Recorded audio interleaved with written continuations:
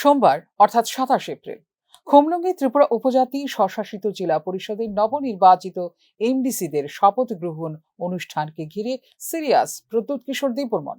শপথের পরেই বিলম্ব না করে গঠন করা হবে নতুন ক্ষমতার কেন্দ্র, চিফ এক্সিকিউটিভ মেম্বার এবং এক্সিকিউটিভ মেম্বারদের দল। आपको सब मालूम है कि परसों एमडीसीज का शपथ ग्रहण है एंड मैंने फिर से सबको कहा है कि आप पंडाल वंडाल इतना बड़ा शोर शराबा करके ये शपथ ग्रहण मत कीजिए, पैसा इसके लिए खर्चा मत कीजिए। आप खुमलुंग में ही एक स्वेरिंग इन सेरेमनी कीजिए।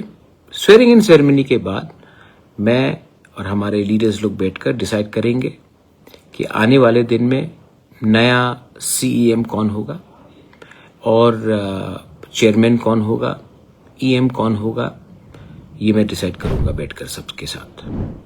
এর পাশাপাশি বড় ঘোষণা, এডিসিতে চালু হচ্ছে নতুন নিয়োগ নীতি।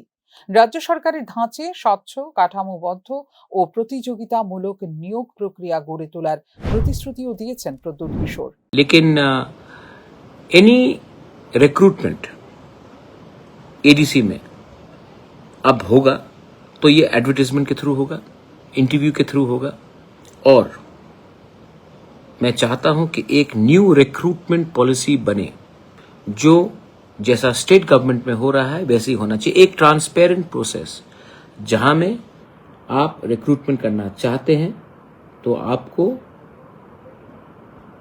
एक पॉलिसी बनाना पड़ेगा और पॉलिसी में क्लियरली लिखा जाएगा कि एडवर्टाइजमेंट होगा और क्या बोलते हैं इंटरव्यू होगा। अगर एलडीसी है या ग्रेड 4 है तो भी एडवर्टाइजमेंट होगा। एक पोर्टल बनना चाहिए जिसमें कोई लोग ऑनलाइन भी अप्लाई कर सके, ऑफलाइन भी अप्लाई कर सके।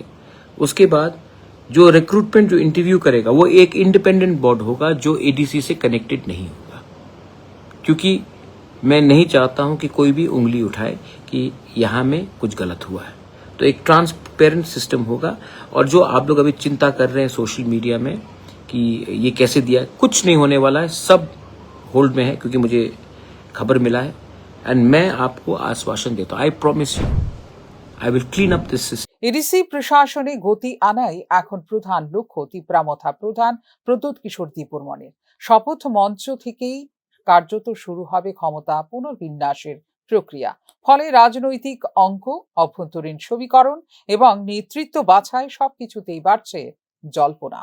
বিশ্লেষকদের মতে শুধু এডিসির প্রশাসনিক কাঠামোকে শক্তিশালী না, বরং সাংগঠনিক পর্যায়েও দীর্ঘদিনের বিভিন্ন অভিযোগের উপর লাগাম টানতে গুরুত্বপূর্ণ পদক্ষেপ নিতে চলেছেন Pradyot Kishore Debbarman. Bureau report, news নাও।